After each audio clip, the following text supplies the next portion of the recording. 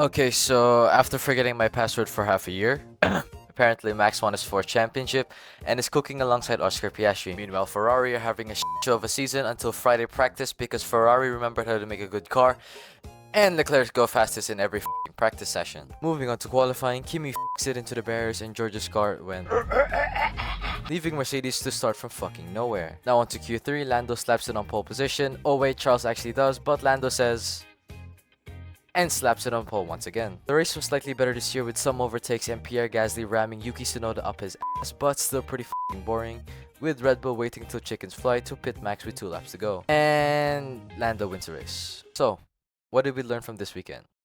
Lando is back on form, Ferrari remembered how to make a good car whilst Mercedes was racing in Chinese Formula 4, and Max Verstappen, or should I say Franz Hermann, complaining about the Red Bull shifting like a fucking Honda Civic. Overall, it was a pretty funny weekend. Not really, but yeah, that's pretty much it. And I'll see you at the the Spanish Grand Prix. So yeah, I'll see you there.